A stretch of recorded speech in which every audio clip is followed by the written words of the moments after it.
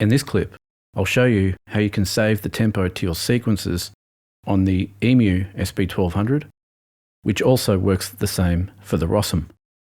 I've seen a few claims that the SP1200 can't save the sequence tempo, which is more or less the case.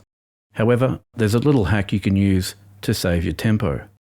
For the best viewing experience, I recommend watching the clip on a larger display, such as a TV, etc. Put the clip in full screen and set the resolution to 1080p via the settings widget down in the bottom right. For those of you on Instagram, drop by for a look at Tonelab. There's also a comprehensive tutorial on the Rossum SP1200, most of which will function the same on the EMU SP1200.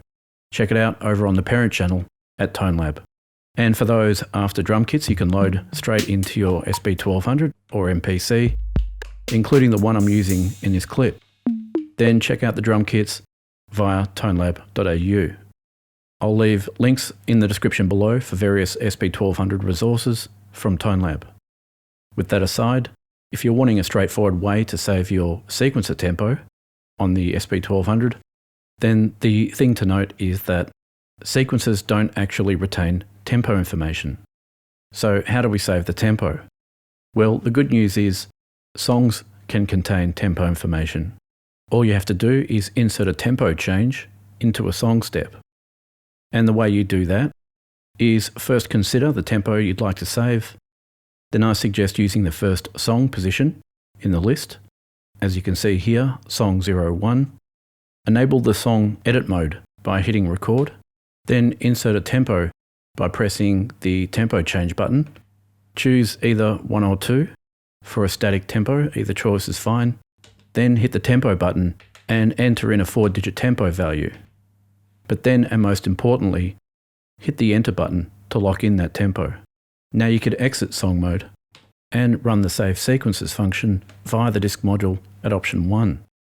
Then to test, you could power down or clear the memory of your SP1200. And then when you reload those sequences back up, the segment section will automatically adopt the tempo from the first song in the song list.